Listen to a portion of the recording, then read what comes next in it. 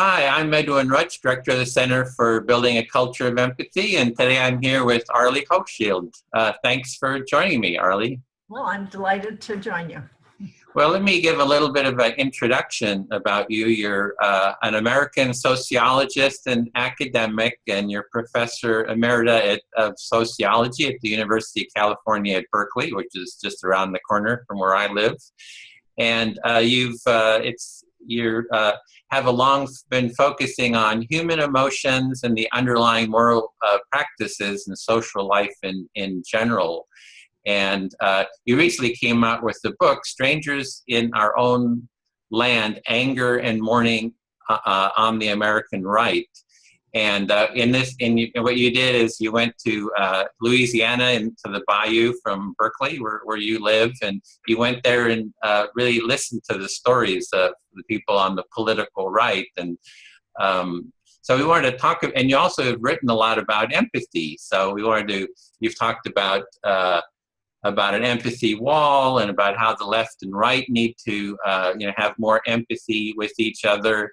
And there was also, I saw in Publishers Weekly, they made a note. They said, after evaluating her conclusions and meeting her informants in these pages, it's hard to disagree that empathy is the best solution to stymied political and social discourse. So that was from Publishers Weekly. So we kind of wanted to start the conversation about talking about empathy, your views on empathy, and how did you get interested in empathy and empathy walls and bridging those empathy walls?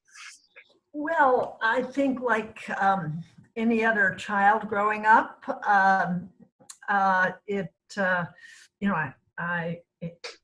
felt this was necessary to survival and thriving, and I had a mother who was extremely empathic, and I kind of watched her, I think. And my father was a diplomat, and his job was to kind of help people get over disagreements and resolve tensions.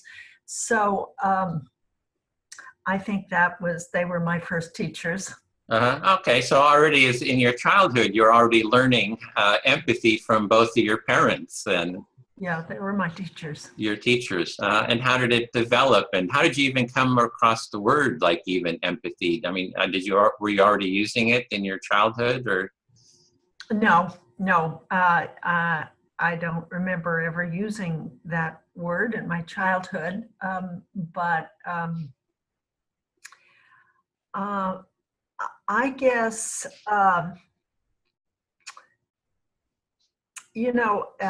I lived in a bunch of different countries growing up after I was age 12, and found myself in circumstances where I was really the oddball, right? And didn't speak the language and didn't dress right, and I was a head taller than the other kids, and had weird Oxford shoes and felt awkward, and realized that I had to reach out from the place I came from to make friends, and which luckily I did. And I think both the fact that I felt held at home so that I felt safe and challenged by my new peers, my new circumstances, it was that combination that made it feel safe to kind of explore.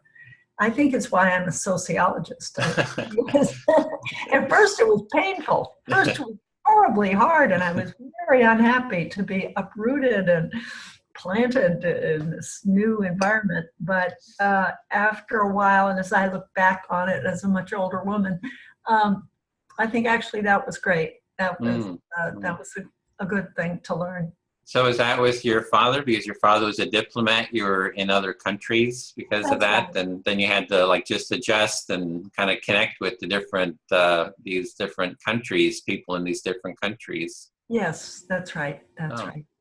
Oh, so interesting, because I grew up in a very conservative evangelical Christian family, but I got swept up in the 60s, the early 70s, there was kind of a lot of people went on the road, became seekers. Yeah. And so I ended up spending 10 years traveling around the world, going to all these different cultures. Wow. And I think it was a very similar situation where I had to relate to all these different cultures and just start seeing the common humanity between people. So kind of move from that conservative worldview to maybe a more progressive or more empathic one. Wow, that's very parallel. And what were your parents like? What was... They were German immigrants. They came after World War II. They came as refugees, having been in the eastern part of Germany and eastern part of, when the Russians came over, they had to leave. So they were still very conservative, but caring, loving, but still, quite religious. And sure. So, yeah. So how did your empathy evolve then? Like so you're starting already from a very young age, learning empathy, maybe not even having the vocabulary. How did that, your interest develop? Because you were already, before you did this book, I saw you had done a chapter in a book, in the book, Emotional Labor Around the World. No, that wasn't that one. There was another book that you wrote a chapter about empathy maps. So you've been kind of looking at empathy for a while. I just wondered, how did that kind of evolve to the point where you're at now? That book is called So How's the Family and Other Essays, and the chapter is called Empathy Maps.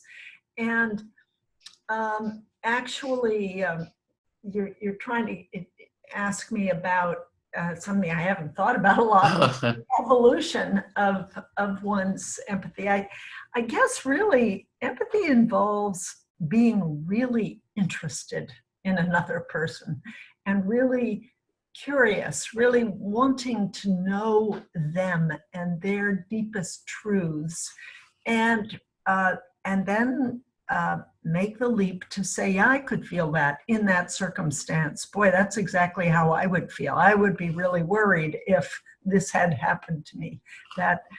So it involves getting really interested in another person. I don't think you can make the empathic leap without deep curiosity in a generous sense of kind of really wanting to step into their shoes, knowing that we do have skins around our selves. We are different. You don't turn into the person that you're empathizing with, but you're standing right next to them, and you try and make an imaginative leap. And I wrote that essay on empathy maps, actually reflecting on my experience getting to know a person named Janice Reno, described in Strangers in Their Own Land. And she was a wonderful person. She invited me to meetings of the Republican Women of Southwest Louisiana. I told her, look, I'm writing a book I come from Berkeley, California. It's a kind of blue state, blue culture, but I want to get out of my culture and really come and understand yours, and could you help me do that? And she said, sure, we're worried about this big divide too. And so she was helping me. She was an accountant in a local company, and an ardent Republican, a big collection of elephants, like 50 elephants, red, white, blue, silver, gold. So she took me to these meetings, and that was a chance for me to meet others. And in the course of things, she invited me to her church, and I could see where she grew up. She showed me the original little Pentecostal church that she had swept the floor of as a little 10-year-old, and she said, I've worked ever since. So we're really getting to know one another, and she's helping me understand her experience. And she's an ardent Trump supporter. And I began to think, well, wait a minute, let me compare empathy, her empathy in her world with mine in mine. And both have limits, and so I said to her one day over lunch, I think we both empathize with a lot of people, but we have different maps. Who's inside the empathy boundaries and who's outside those boundaries. I think that's what's different for us. You empathize with people you really know well, and I empathize with people, some I know really well and some I don't. In other words, yours is a little more local, and mine's a little more spread out. And she said, well, how did you come to think about that? And I said, well, I looked at all the tax returns on your office desk. It was piled high. You were doing favors for people. This was the tax return of the cleaning lady, and this one was of a cousin or a niece, another friend. So she was a giving person and was doing favors for a lot of people. But there were people she knew. But then I thought about it. She, through her church, was organizing gifts called one-touch pillows, gifts to be given to U.S. servicemen in Afghanistan and Iraq. And she said, look, they're young kids. They're 17, 18, 19. They're terrified. It's a dangerous place. They've never been away from home. And these one-touch pillows, you put your head on there and you know that the Lord is going to protect you.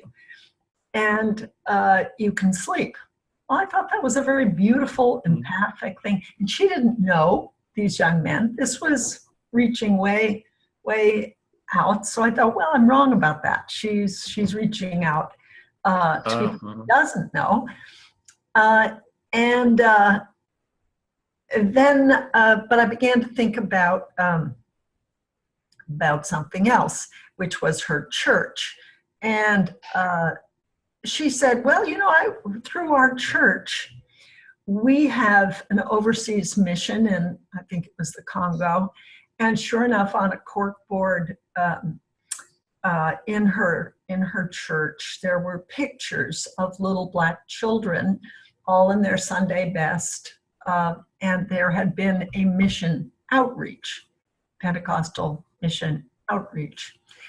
And I said, well, that's really empathizing with people you don't know at all and don't share your culture.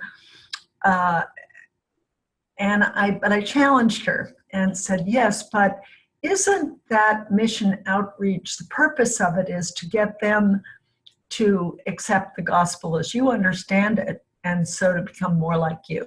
Mm-hmm. And that's like a condition of the empathy. And you know what she said? She thought a long time and she said, well, you got me there. So what I'm hearing there is that you're seeing that this term empathy maps is sort of maybe using a different vocabulary. There's like these in-groups. We have these, sometimes it's called in-groups. And you have your in-group and you're feeling, well, you reach out to others, and that she had her in-group. And at first you thought she wasn't reaching out, but that she is reaching out to the servicemen, military in Afghanistan. She's reaching out with to missionary work, but then you're saying that her outreach is more kind of a proselytizing there, and you kind of called her on that, and she kind of agreed with you. So I'm kind of hearing. That's exactly right. But how much do I do that too? Yeah. How much do I really believe in my values? One of which is in empathy and but values of care and outreach and helping people who can't help themselves.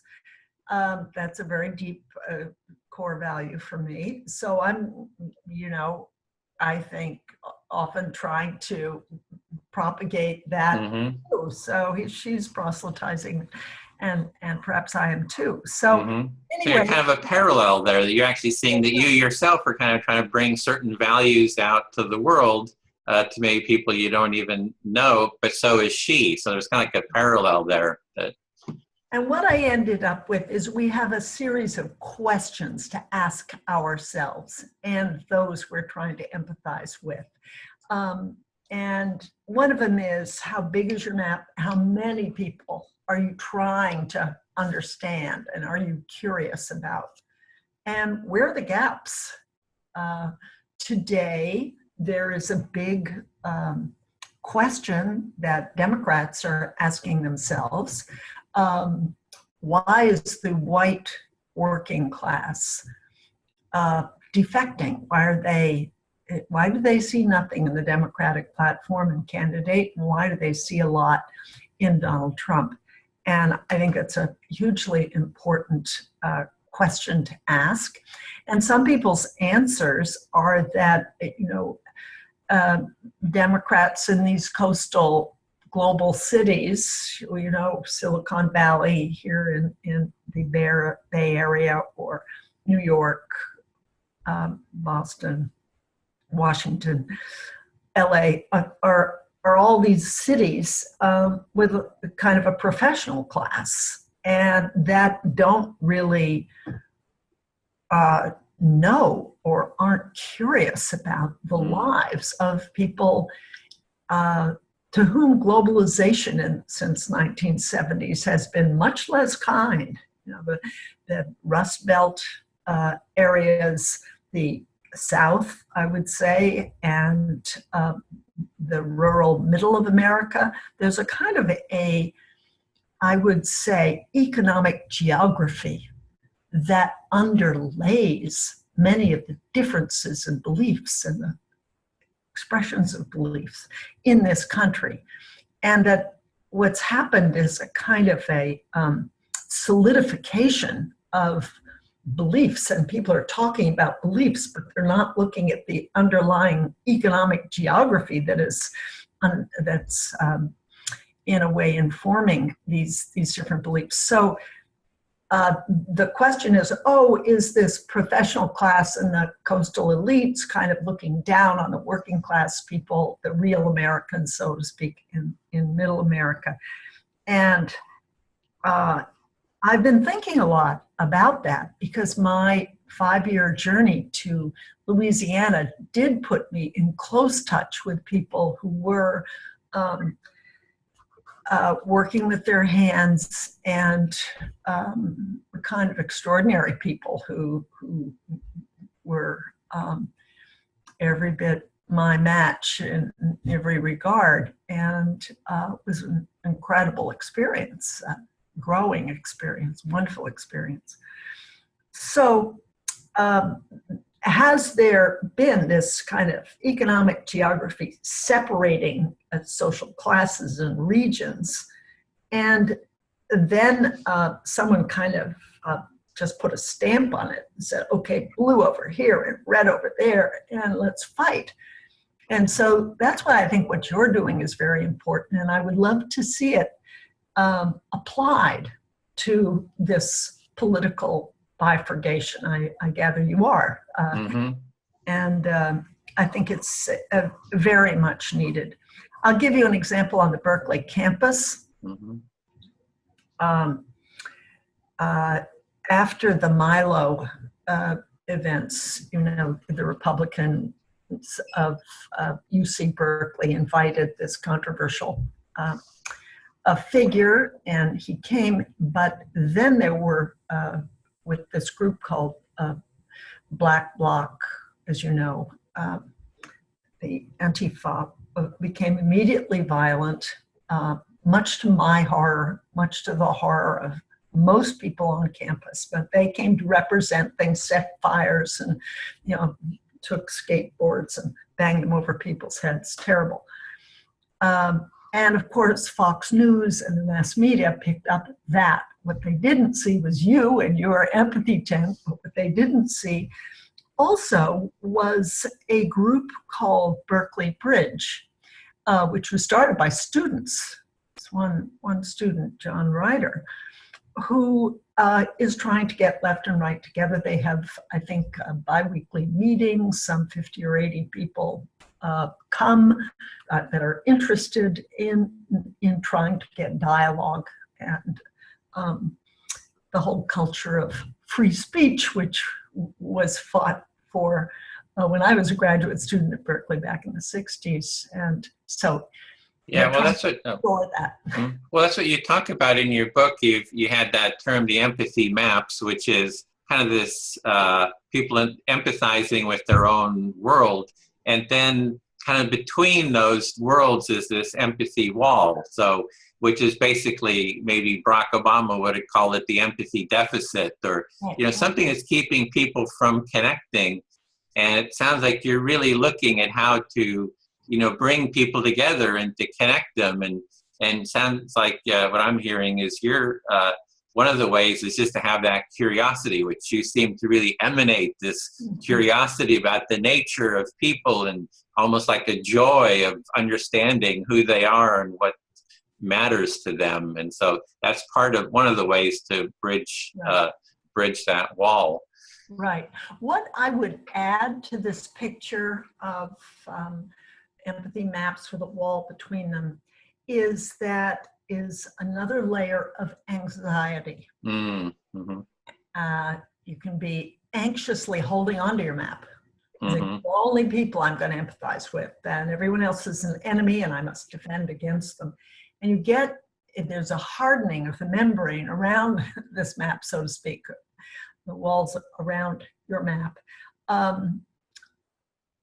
Because you're anxious, and anxiety is almost always rooted in real experience.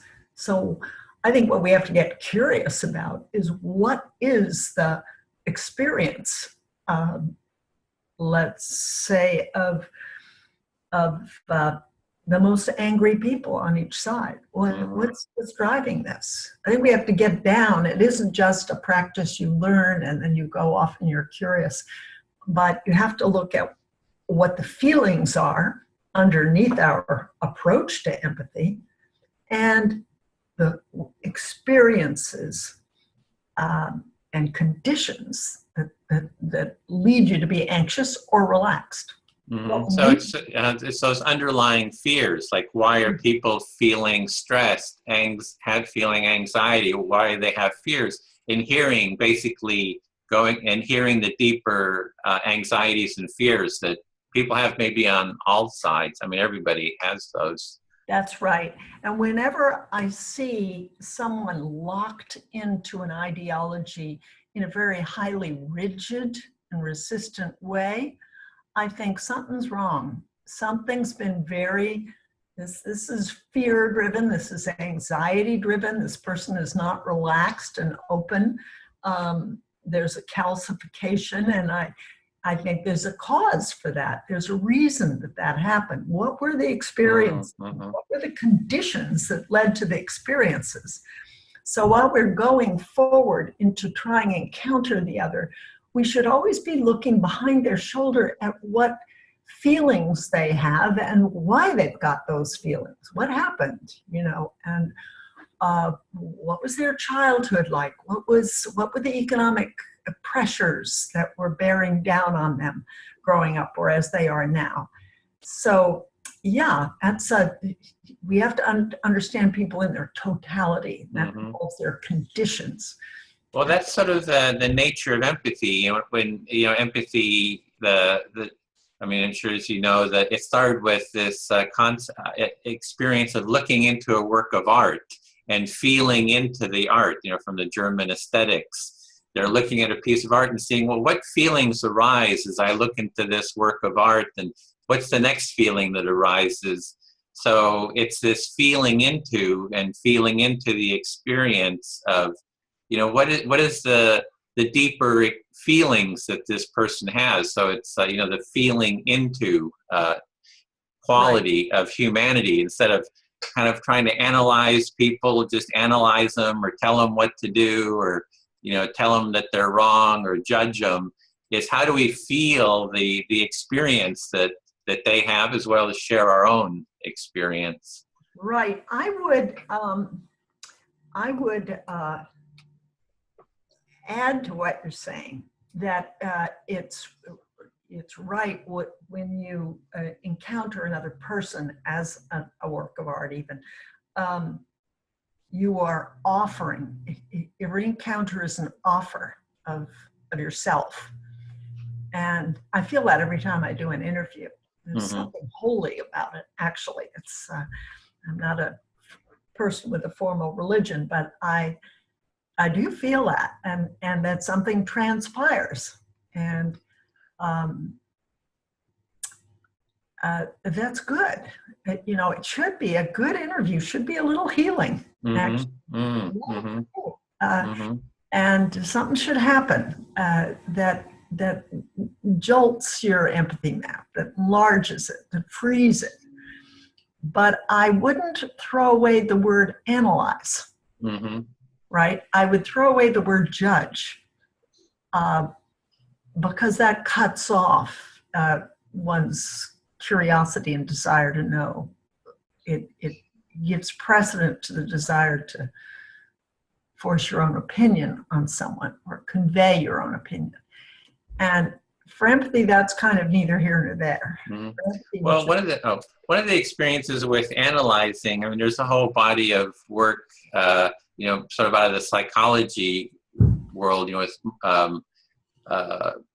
Marshall Rosenberg and nonviolent communication, and Carl Rogers with his empathic listening in the therapeutic world, is that first you empathize and hear and create that sense of connection before going into any analysis.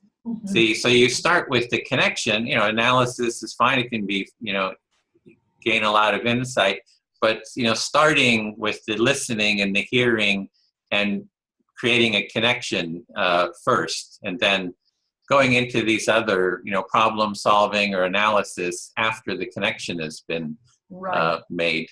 I see what you're saying, yes, and I agree with that. But the analysis actually helps you